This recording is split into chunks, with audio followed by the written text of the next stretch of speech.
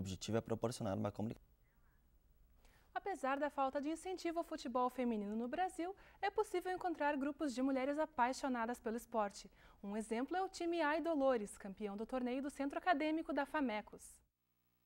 Não faltam informações sobre futebol no dia a dia do brasileiro, mas quando o assunto é futebol feminino, a coisa muda. Os sites são desatualizados, não há um campeonato forte, muito menos uma confederação responsável. Apenas em épocas de grandes torneios da seleção é que há maiores informações. Laura Ala. Nanda Ala. Bebela atacante. Giana goleira. Juliana fixo. Paula Ala. Júlia fixo. Nós somos a Ai Dolores!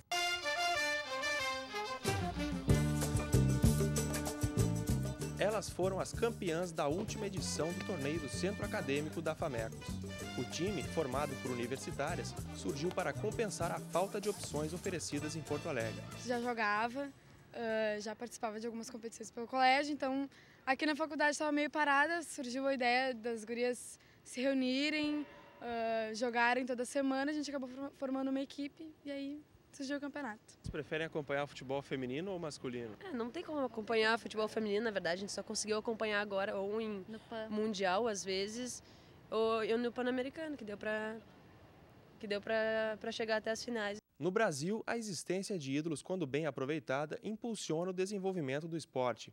A campanha do Brasil no PAN é um divisor de águas para o futebol feminino? Foi bem bom assim ver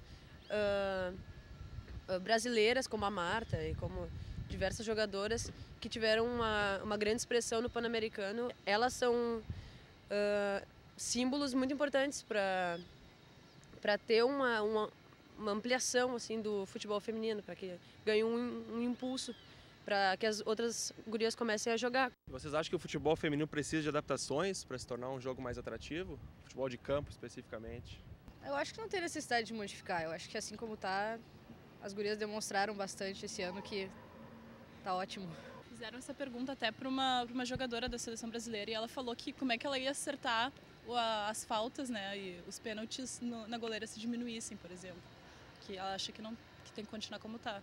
Eu acho que a mídia poderia colaborar fazendo uma maior cobertura, dando mais atenção, não só ao futebol feminino, mas a outros esportes, que o destaque hoje é no futebol masculino. Então, poderiam ser criados alguns campeonatos, quem sabe o Brasileirão feminino.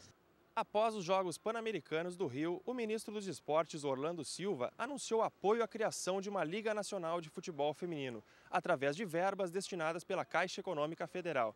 A Liga contaria com o aval da CBF, mas seria administrada por outra empresa, ou pelo Clube dos 13.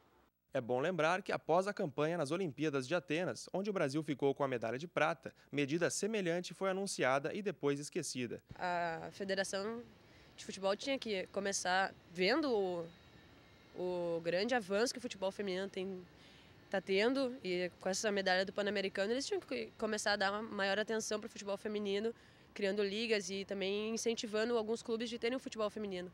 A próxima Copa do Mundo de Futebol Feminino ocorrerá na China e o pontapé inicial está marcado para o dia 10 de setembro, daqui a 18 dias. Vocês sabem quando começa a Copa do Mundo de Futebol Feminino na China? Não. Alguma? Não. A falta de informações disponíveis sobre o futebol feminino é refletida quando a pergunta é sobre os ídolos no esporte. Acho que eu gosto de ver o Roberto Carlos jogar. Eu gostava muito do Tafarel na Copa de 94, acho que ele foi um grande incentivo. Eu gosto bastante do Dunga, acho que ele foi um jogador muito bom. Bom, eu como goleira, né, vou repetir a resposta da Nanda também. O meu ídolo seria o Tafarel. Eu vou ficar com as duas. O Tafarel foi bem marcante, assim. Pra mim foi a época que eu comecei a acompanhar mesmo o futebol. Pra mim também acho que foi o Dunga, desde que eu comecei a acompanhar também. Acho que foi o primeiro que mais se destacou pra mim, assim. O Dunga e o Tafarel acho que foram dois que até me impulsionaram bastante para o futebol mesmo. Mesmo com todas as dificuldades que cercam o futebol feminino, se depender destas mulheres, o esporte só tem a crescer. O Brasil está vazio na tarde de domingo, né? Olha o sambão aqui, é o país do futebol.